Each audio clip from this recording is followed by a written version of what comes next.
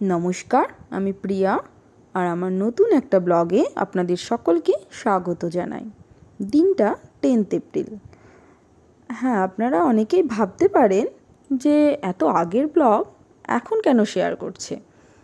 আসলে আমার সময় হয়ে উঠেছিল না, যার কারণে আমার ভিডিওটা এডিট করা হয়নি। আর এখন এডিট করেই আমি ভিডিওটা আপলোড করছি। এই কারণেই আমার একটু দেরি হয়ে গেছে আর কি এই ভিডিওটা আপলোড দিতে, সময়ের অভাবে। তো যাই হোক, 10th এপ্রিল মানে রিমুর জন্মদিন। আর এই রিমুর সঙ্গে তো আপনাদের আগেই পরিচয় হয়েছে আমার আগের একটা ব্লগে, যেটা ছিল আমার জন্মদিনের ব্লগ। 1 এপ্রিল মানে আমার জন্মদিন, আর 10th এপ্রিল রিমুর জন্মদিন। তো এইবার কোইন্সিডেন্টলি আমার জন্মদিনটা হয়েছে কৃষ্ণনগরে, মানে রিমুর বাড়িতে। আর রিমুর জন্মদিন যে 10th এপ্রিল, যে রিমুর জন্মদিনটা আমরা পালন করেছি আমাদের বাড়িতে। তো বেশ ভালোই মজা হয়েছে আর কি। দুজনের জন্মদিন দুজনের বাড়িতে। বিয়ের পর থেকেই আমার জন্মদিন আমাদের বাড়িতে হয় আর রিমুরটা রিমুর বাড়িতে। যখন আমার বার্থডে হয় তখন রিমুরা আসে, আর রিমুর বার্থডে হলে আমরা যাই। তো এবার পুরোটাই অন্যরকমভাবে সেলিব্রেট হয়েছে, মানে দুজন ও এসেছে আমাদের বাড়িতে আর আমি গেছি ওদের বাড়িতে। তো বিষয়টা বেশ ভালোই হয়েছে, কোইন্সিডেন্টলি হলেও বেশ মজা পেয়েছি আমরা।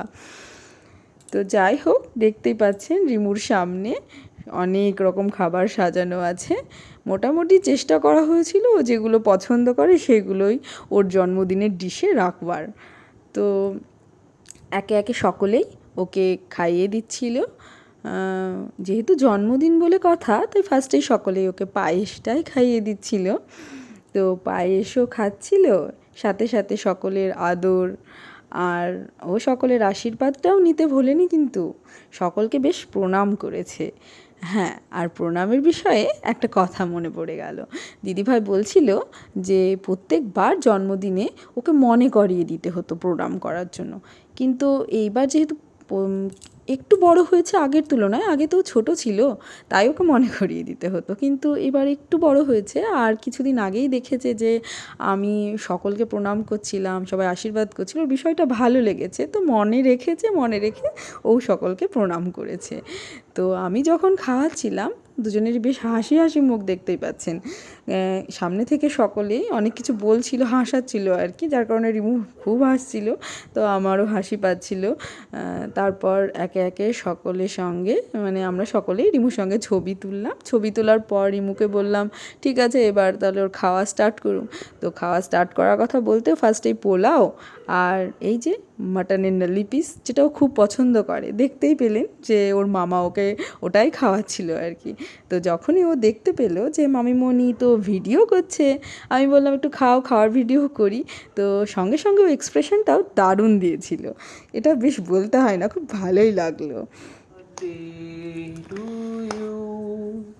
Happy birthday dear Rimu, happy birthday Rimu. দাদা তুমি যাও দেখো।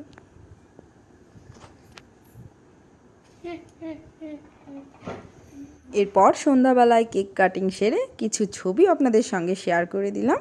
এখানেই ব্লগটা শেষ করছি, ধন্যবাদ।